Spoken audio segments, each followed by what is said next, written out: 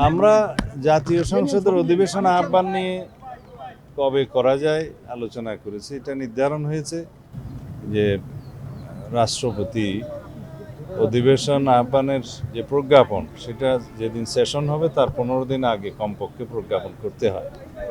তো এই সামারিটা জাতীয় সংসদ সচিবালয় থেকে মাননীয় প্রধানমন্ত্রীর দপ্তর হয়ে রাষ্ট্রপতির কাছে যাবে।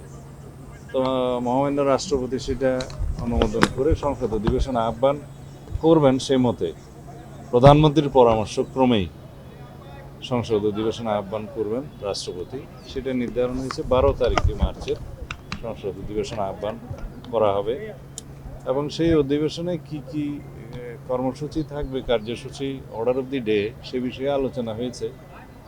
যেমন সেই অধিবেশনে স্পিকার, ডেপুটি স্পিকার নির্বাচিত হবে এবং ইন্টারিম গভর্নমেন্টের আমলে যে সমস্ত অধ্যাদেশ প্রণয়ন করা হয়েছে সেগুলো উপস্থাপন করা হবে, সুপ্রস্তাব হবে প্রথামাফিক এবং রাষ্ট্রপতির ভাষণ হবে। আর অন্যান্য যে সমস্ত বিষয় থাকবে সেগুলো পার্লামেন্টের রেগুলার যেগুলো জব সেগুলো।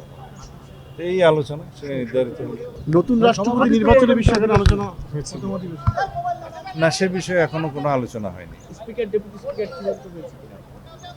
সেগুলা পরে হবে না। এরকম একটা সংবাদ আমাদের কানেও এসছে। আমি এটা খোঁজ নিতে বলেছি, তদন্ত করে আমাদেরকে রিপোর্ট সাবমিট করতে বলেছি।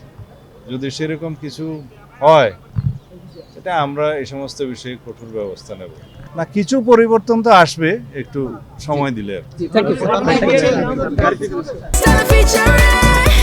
Next level, well done, side by side, free.